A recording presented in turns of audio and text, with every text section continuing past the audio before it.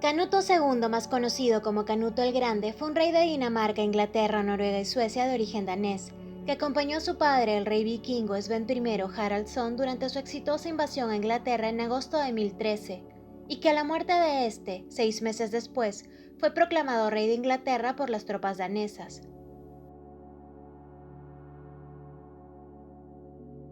Con su regreso a Dinamarca en abril de 1014, el previamente destronado rey Etelredo II aprovechó para volver a ser proclamado rey por la Asamblea de Nobles ingleses. Por esta razón, hacia el año 1015, el danés Canuto se presentó nuevamente en Inglaterra con un ejército, dispuesto a adueñarse del país como había hecho su padre antes. Poco después, el rey Etelredo II fue sucedido por Edmundo II el Valiente, un hijo de su primera esposa que ganó el sobrenombre precisamente por la valentía con la que se enfrentó a Canuto. Edmundo II obtuvo algunas victorias y acudió 2 veces en defensa de Londres, que resistía a los asedios daneses. Desafió a Canuto a un combate de 1 contra 1, con el argumento de que era mejor que muriera un hombre en lugar de miles. Canuto era inteligente, aunque no hacía falta mucha inteligencia para darse cuenta de que Edmundo era un hombre grande y fornido. Sin embargo, compartiendo la idea de no derramar sangre inútilmente, propuso dividir el territorio como en tiempos de Alfredo el Grande, y fue así que se firmó el acuerdo. Sin embargo, apenas 2 meses después, Edmundo murió sin sucesor aceptable. Etelredo II había tenido 2 hijos con su segunda esposa, Emma, pero el mayor de ellos tenía entonces 14 años y no estaba en condiciones de dirigir un ejército. Los 2 niños fueron sacados del país y enviados a Hungría. La misma suerte corrieron los 2 hijos de Edmundo II. A principios de 1017, los sajones no vieron mejor opción que reconocer a Canuto como rey de Inglaterra, y para su sorpresa, Canuto resultó ser un buen rey. Ese mismo año se casó con Emma, la viuda de Etelredo, y también convocó la Asamblea de Nobles, que lo eligió como rey oficialmente, algo que le dio legitimidad a su corona. No intentó que Inglaterra fuera regida por leyes danesas, sino que mantuvo las leyes inglesas y respetó sus tradiciones.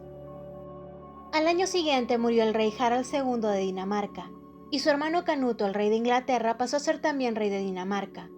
No obstante, siguió residiendo en Winchester, Inglaterra. 2 años después, convirtió a un sajón llamado Godwin en su principal consejero, al que nombró conde de Wessex y Kent. Descendía en 7ª generación del rey Etelredo I de Wessex, hermano mayor de Alfredo el Grande. Sin embargo, la familia de Godwin había sido eliminada de la sucesión real, a cambio de volverse nobles prominentes en el reino. El rey Canuto de Dinamarca e Inglaterra estaba interesado en los reinos escandinavos desde hacía tiempo, y aunque el rey Olaf II de Noruega estableció una alianza con Anud de Suecia ante la amenaza danesa, Canuto los derrotó a ambos.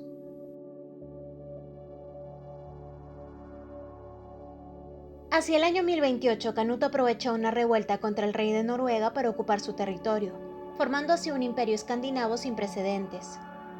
En 1034 confió el gobierno de Noruega a su hijo Sven, pero con la muerte de Canuto II un año después, los noruegos expulsaron a Sven para que Magnus el Bueno, el hijo natural de Olaf, se convirtiera en el nuevo rey de Noruega. Canuto, sin embargo, tenía otros 2 hijos. Canuto Harde-Knut se encontraba en Dinamarca cuando murió su padre, y tuvo que esforzarse por consolidar su autoridad en el país. En Inglaterra la situación era más compleja.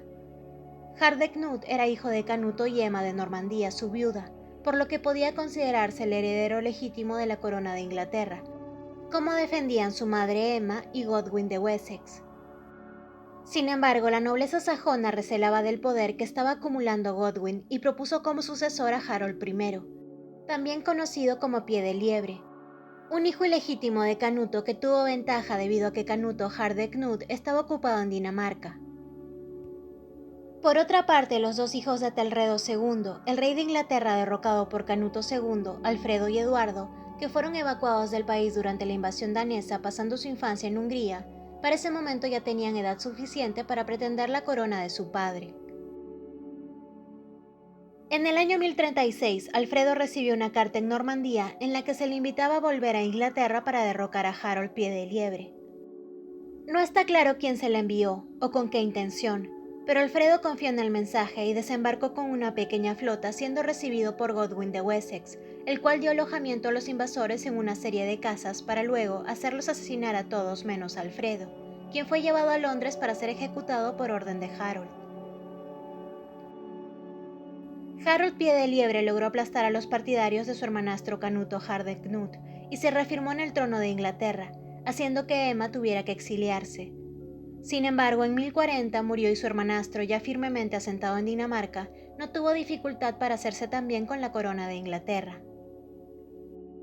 Canuto Hardeknut de Dinamarca e Inglaterra no tenía hijos, así que eligió como sucesor a su hermanastro Eduardo, el otro hijo de Emma y Etelredo, que había sido enviado a Hungría, pero que a diferencia de su hermano Alfredo no acabó muerto, pues Hardeknut lo recibió con respeto y amistad.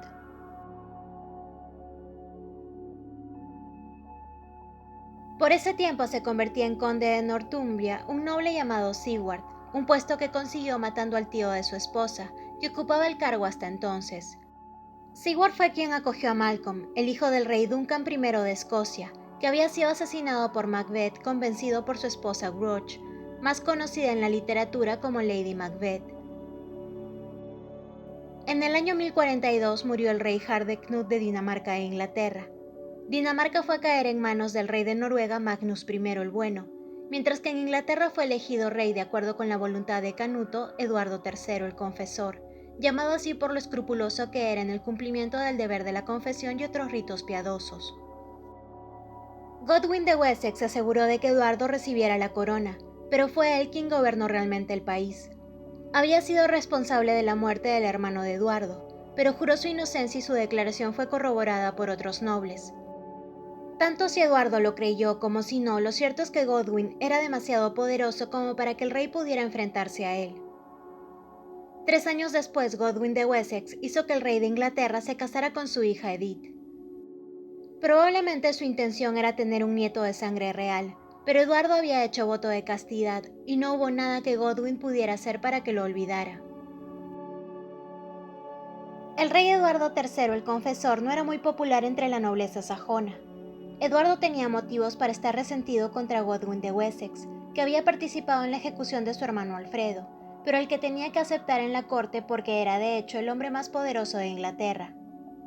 Tampoco sentía ningún aprecio por su madre, Emma, que había favorecido a Canuto Hardeknut sin mostrar interés por los exiliados Eduardo y Alfredo. Por ello Eduardo se había apropiado de las posesiones de su madre y la había internado en un convento. Godwin gobernaba Wessex a su antojo. Sigward hacía lo propio en Northumbria, y otro señor llamado Leofric gobernaba los territorios intermedios que antaño fueron el reino de Mercia. Como contrapartida a esta situación, Eduardo III se apoyaba en los nobles normandos que habían llegado al país desde que Emma de Normandía se convirtió en reina, y otros tantos que fueron invitados por el propio rey. Eduardo III había sido educado en Normandía, y por ello prefería las costumbres normandas, más refinadas que las de los sajones. Hablaba y vestía como un normando, introdujo el cargo de canciller o secretario del rey, copiado de la administración normanda. Algunos cortesanos trataron de complacer al rey imitando estas costumbres, lo cual generó una reacción nacionalista en la nobleza sajona, cada vez más irritada por estos hechos. Y naturalmente a la cabeza de la oposición estaba Godwin de Wessex. Eduardo no podía quitarles tierras a los nobles sajones para dárselas a los normandos, pero sí podía disponer libremente de los cargos religiosos, y pronto los más importantes estuvieron ocupados por normandos. La gota que colmó el vaso fue cuando nombró obispo de Canterbury a un normando llamado Roberto de Jumièges. Entonces Godwin de Wessex se alzó abiertamente en rebeldía y reunió un ejército contra el rey. Sin embargo, los nobles temían que Godwin pudiera convertirse en rey si derrotaba a Eduardo III, por lo que tanto Sigward como Leofric se pusieron de parte del rey. Godwin fue derrotado y enviado al exilio, y su hija, la reina Edith, recluida en un monasterio. La política pro-normanda del rey Eduardo III se vio consolidada hasta el punto de que ese mismo año invitó a visitarle nada menos que al propio duque de Normandía, Guillermo I, el bastardo, que a sus 24 años ya era conocido en Europa por su férrea autoridad. Tras esta visita corrió el rumor de que Eduardo III había prometido en secreto a Guillermo I que lo nombraría heredero al trono de Inglaterra.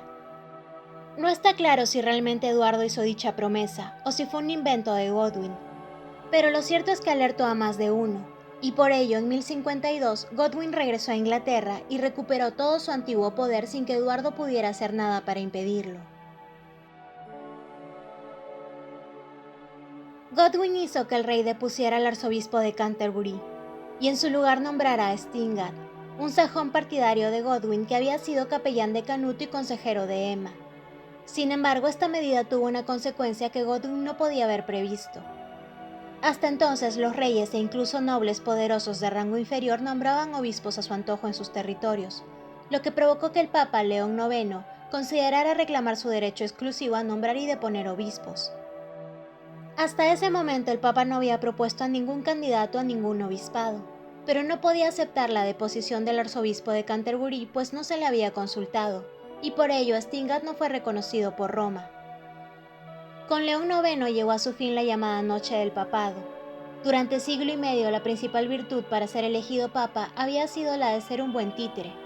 Los papas eran débiles y quienes los manejaban no conseguían con ello dominar más allá de la ciudad de Roma y sus vecindades. Pero con León IX eso iba a cambiar, aunque en realidad el mérito fue más de su consejero que suyo. Hildebrando ya había sido consejero de Gregorio VI, y pronto se dio cuenta que León IX era el papa adecuado para llevar adelante sus ideas sobre lo que debía ser el papado.